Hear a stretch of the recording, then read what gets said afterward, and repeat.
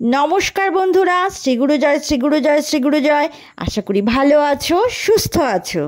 आजके चले एसेछि मात्र एकटी आलू दिए परिवारेर सकलेर जोन्नो दुर्दान्त एकटी ब्रेकफास्ट रेसिपि निये। सकाले बा बिकेले आलुर कचुरिर एई रेसिपिटी बानिये खेये देखते पारो। खेते किन्तु दारुण लागे। एकदम सहज एई रेसिपिटी। ताहले देखे नाओ आमि किभाबे बानिয়েছি। আমি এখানে আটা নিয়ে নিয়েছি, তোমরা চাইলে ময়দাও ব্যবহার করতে পারো। এবার এর মধ্যে আমি দিয়ে দিচ্ছি নুন, আর এর মধ্যে দিয়ে দিচ্ছি 1 চামচ পরিমাণ কালো জিরে, আর দিলাম সাদা তেল 2 চামচ পরিমাণ। তেলটা দিয়ে আটার সঙ্গে ভালোভাবে মিশিয়ে নিচ্ছি। আমি ভালোভাবে ময়াম দিয়ে নিয়েছি। এই দেখো এরকম মুঠ পাকালে দলা হয়ে যাচ্ছে, আবার ছেড়ে দিলে ভেঙে যাচ্ছে। ঠিক এইভাবে ঝুরঝুরে হয়ে পড়ে যাচ্ছে। এবার অল্প অল্প জল দিয়ে আমি একটা শক্ত ডো তৈরি করে নেব। নরম হলে হবে না, শক্ত করতে হবে। আমি ঢাকা দিয়ে রাখবো আর আলুর পুরটা বানিয়ে নেব। এখানে আমি একটা কড়াইতে সাদা তেল দিয়ে দিয়েছি।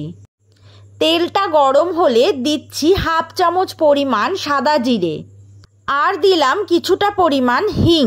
এবার দিলাম 2টো মিডিয়াম সাইজের পেঁয়াজ কুচি, আর দিলাম আদা কুচি। এবার দিচ্ছি স্বাদমতো নুন, দিচ্ছি 1 চামচ পরিমাণ গুঁড়ো হলুদ, 1 চামচ পরিমাণ জিরে গুঁড়ো দিলাম, 1/2 চামচ পরিমাণ ধনে গুঁড়ো দিলাম, 1 চামচ লঙ্কার গুঁড়ো দিলাম, 1 চামচ চিনি দিলাম। এবারে ভালোভাবে নেড়ে নিচ্ছি। দিচ্ছি অল্প পরিমাণে জল। এ সমস্ত মশলা ভালোভাবে কষিয়ে নিচ্ছি। একটা বড় সাইজের আলু ছোট ছোট টুকরো করে কেটে নিয়েছি, আমি সেই আলুটা দিয়ে দিলাম। আলুটা দিয়ে মশলার সঙ্গে ভালোভাবে নেড়ে নিচ্ছি। আমার চ্যানেলের রেসিপি যদি তোমাদের ভালো লেগে থাকে তাহলে অবশ্যই লাইক কমেন্ট করে দিও, আর যদি নতুন বন্ধু হয়ে থাকো তাহলে চ্যানেলটি সাবস্ক্রাইব করে আমার পাশে থাকার অনুরোধ রইল। মশলার সাথে আলুটা ভালোভাবে মিশিয়ে নিয়ে লো ফ্লেমে ঢাকা দিয়ে 3-4 মিনিট আলুটা সিদ্ধ হওয়ার জন্য সময় দেব। ঢাকা তুলে নিলাম। আলুটা সিদ্ধ হয়ে গেছে। এবার কারি পাতা দিয়ে দিলাম। ভালোভাবে আলুর সঙ্গে কারি পাতা মিশিয়ে নিচ্ছি।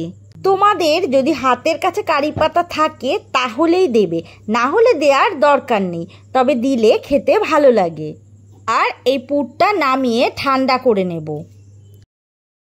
এখানে আটাটা আমি আরেকটু ভালোভাবে মেখে লেচি কেটে নিচ্ছি। লুচি যেরকমভাবে তৈরি করি সেই রকম ছোট ছোট করে লেচি কেটে নিচ্ছি।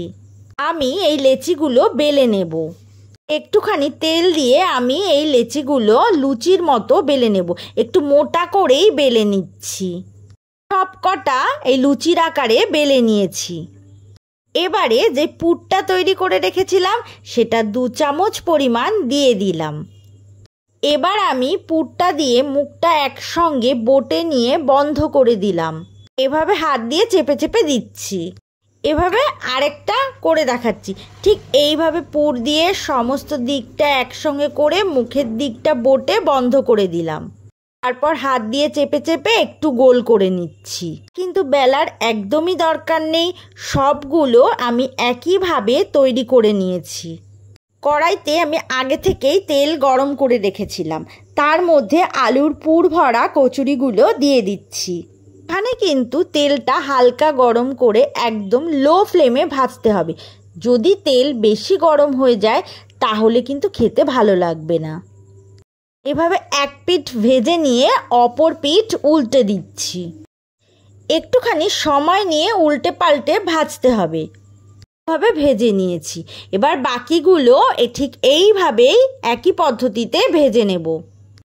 ঠিক এই প্রসেসে তোমরা বাড়িতে এই রকমভাবে আলুর কচুরি বানিয়ে খেয়ে দেখো, দারুণ খেতে লাগবে।